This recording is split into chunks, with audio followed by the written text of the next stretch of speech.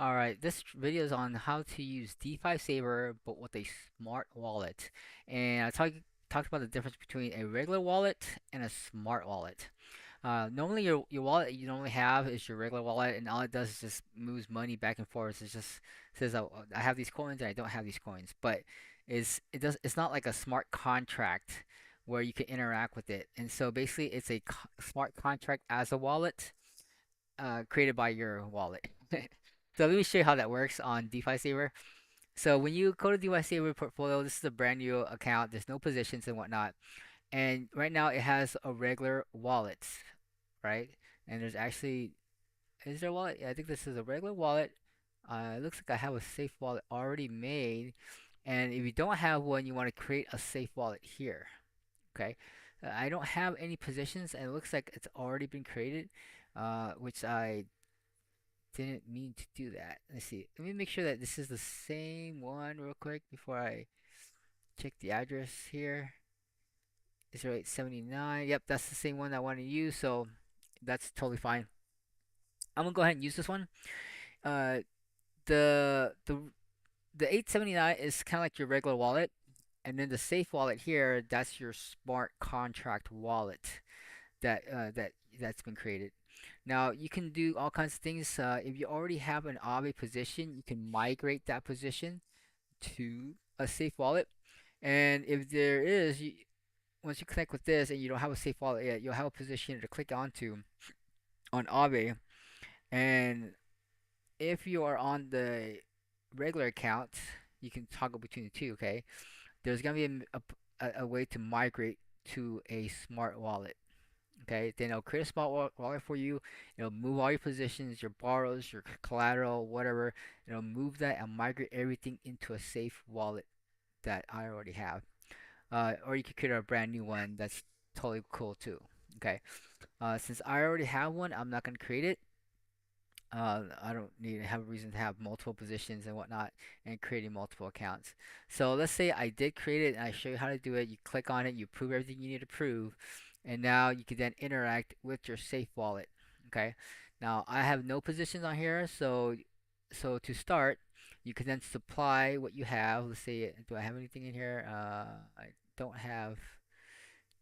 See, what do I have? Um, I think I have some ETH in here. Let me check my wallet, see whether I have anything worthwhile. I only have $46 in ETH. I got some Solana, I got some Arbitrum, and I got a wrap Bitcoin. Oh, cool, a dollar. All right, and I have a dollar in USDC. Okay, in Solana, 3 cents. All right, so I'll go ahead and supply my wrap Bitcoin onto this one. And I don't have USDC to supply, right? Let's see. Yeah, I only have like 5 cents. So let's go ahead and supply this and approve that. Accept. And then I will move my MetaMask over and connect. And I'm gonna assume you know how to connect your wallets. If you don't know how to do that, make sure you click over here and you sign what you need to sign to connect your wallet. Okay. So once I've supplied, I have a position. Confirm, etc. Okay. Now, in order for me to demonstrate the automation, because with the safe wallet, you can then do a smart contract and it can interact with it and kind of ping it and check it every so often through this DeFi saver.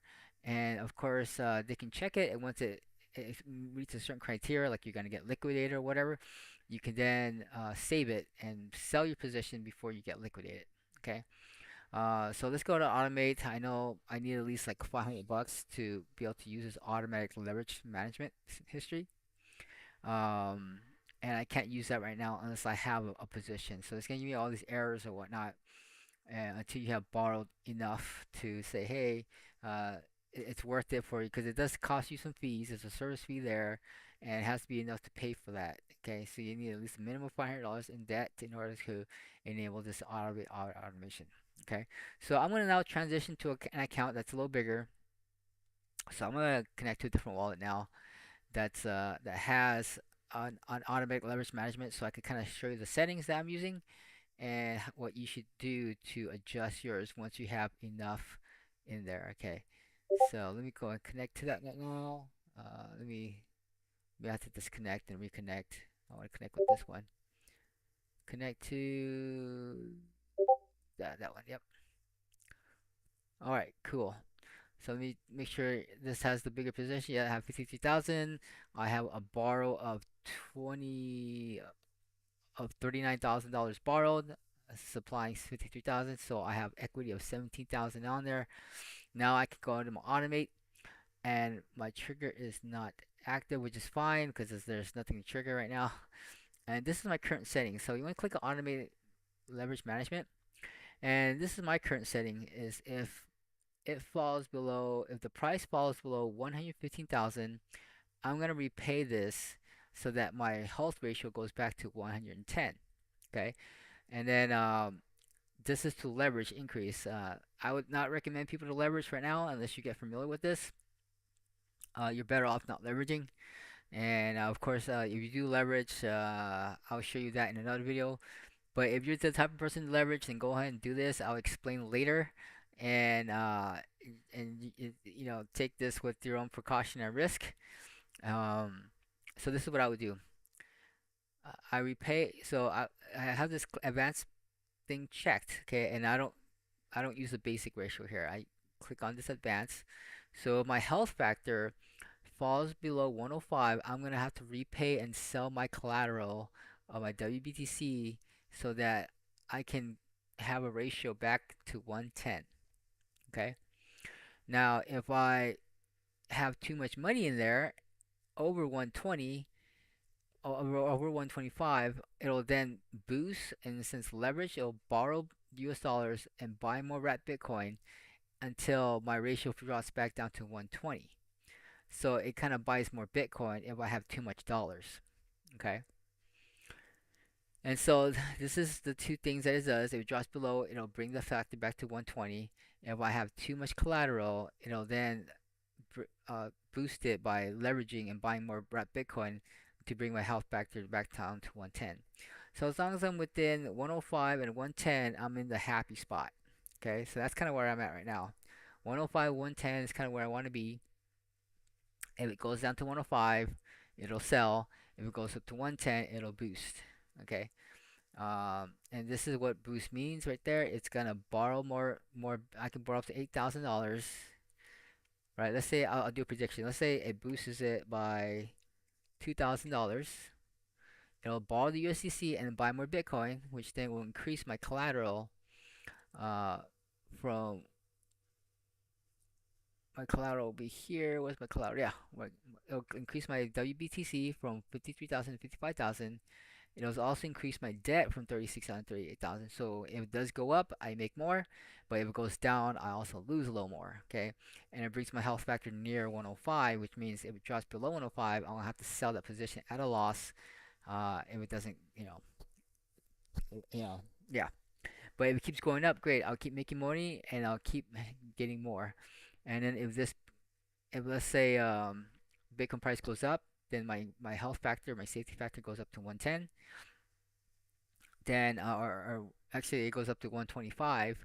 Then I'm going to continue to leverage up and do the same boost to bring that number back down so that it becomes 120. Okay. All right. Hopefully I didn't confuse you, which is I didn't want to, for brand newbies, you're like, what do I do, right? So for brand newbies, let's go for it again. We're gonna go to automate. All you gotta do is click on automate and make sure you're in the safe wallet. If you're not safe wallet, you won't see this. Make sure that's there and that's created. And all you're gonna do is click on advanced, set that to 105, repay it to 110, and then make sure this is turned off, and then update it. Okay, and then you're gonna sign what you need to sign and do what you need to do, and it's automated, so it will never liquidate because it'll monitor for you, so you can borrow as much as you need. As long as you stay above 105, you're good to go. The price falls below 105, it'll sell your collateral to pay off your debts accordingly, so that you don't get charged a bigger fee of 5% to manage that for you. Okay. All right. All right. So that's pretty much it. Okay. You have any questions? Let me know. Get that wallet created, and then get that automate settings created for that with no leverage, and just continue to supply and borrow, and that's really all you need to do. Okay, and I'll take care of the rest for you. Whenever you get paid, supply, you borrow what you need to pay your bills, and continually do this over and over and over. Next video, I'll talk about how I leverage and how I actually increase my supply by borrowing it and supplying and borrowing and supplying based on how I pay my bills off.